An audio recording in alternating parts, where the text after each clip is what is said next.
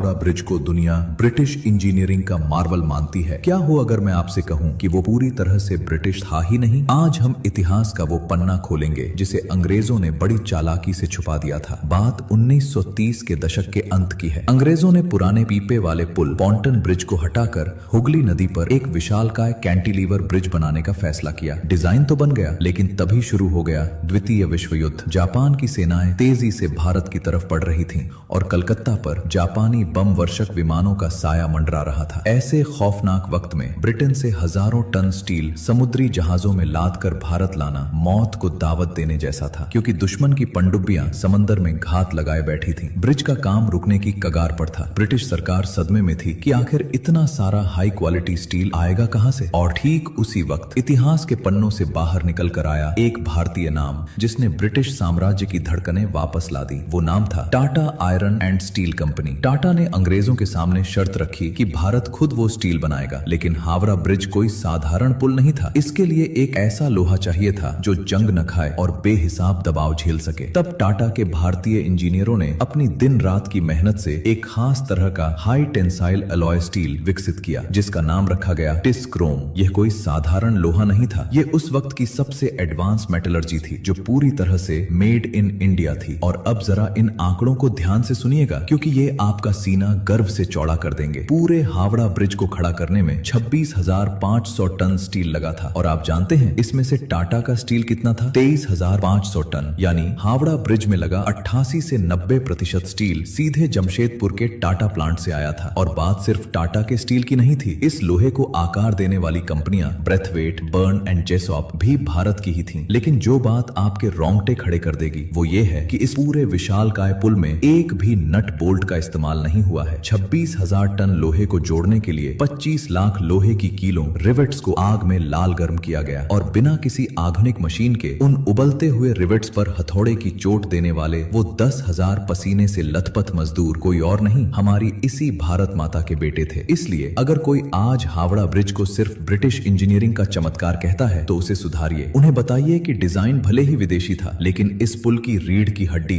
भारत के पसीने, भारत की जमीन और भारत के लोहे से बनी है। ये पुल महज एक ढांचा नहीं, भारतीय औद्योगिक शक्ति का एक जीता जागता स्मारक है। अगर आपको भी अपने इस स्वदेशी इतिहास और टाटा के इस योगदान पर गर्व है तो आज कमेंट्स में वंदे मातरम और जय हिंद की झड़ी लग जानी चाहिए। अंग्रेजों के फैलाए इस झूठ को तोड़ने के लिए इस वीडियो को हर भारतीय तक शेयर करें और इतिहास के पन्नों से ऐसी ही सच्चाई बाहर निकालने के लिए इंडियन लेगेसी को अभी सब्सक्राइब करें।